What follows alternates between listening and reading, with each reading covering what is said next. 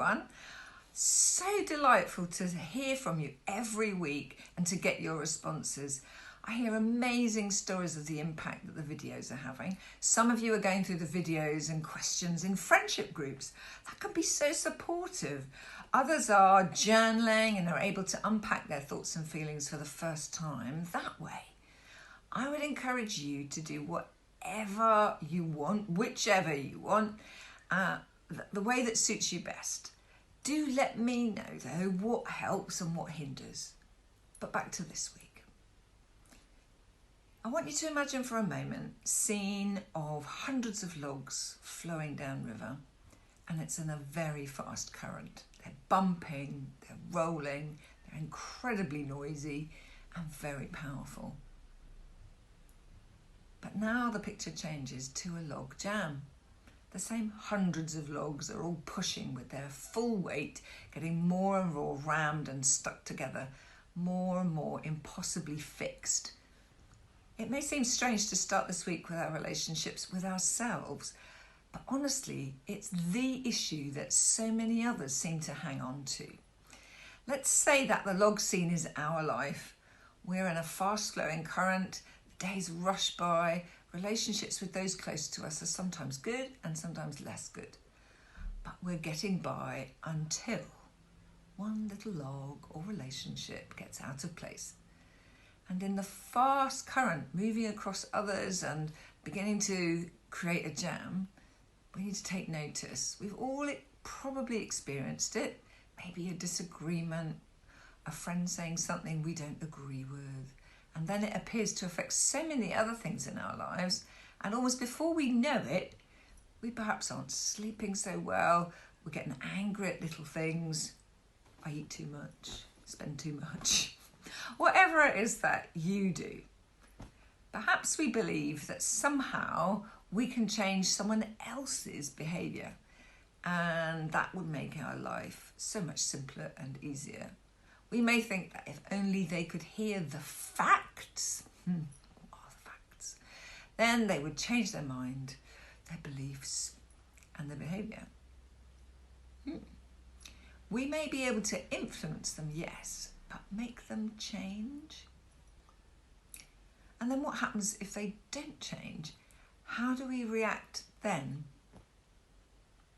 In my own life, I've come to realise that I cannot change one single person.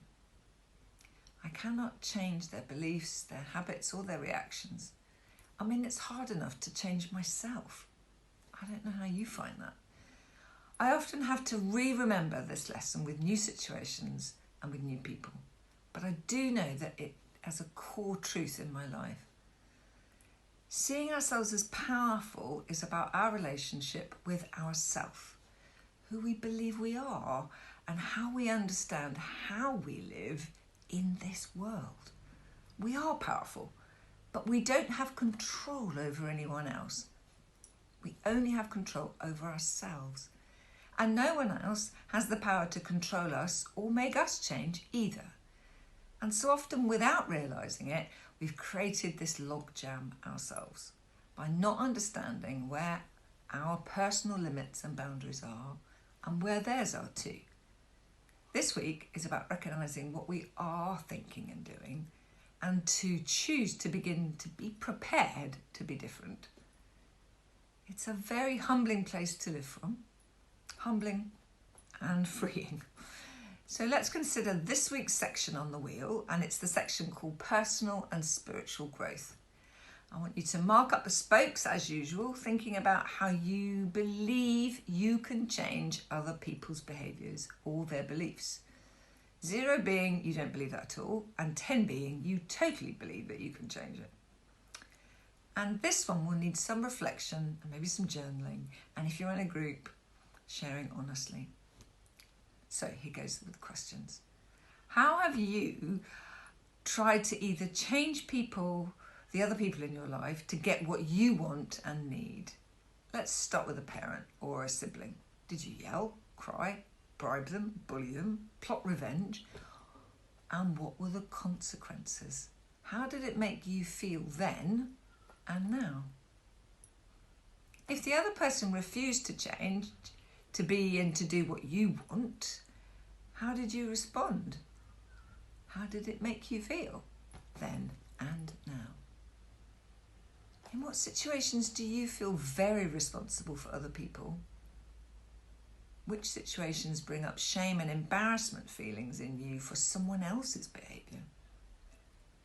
In what relationships do you say yes when you mean maybe, or even no? What happens to your ability to manage your own life when you do that?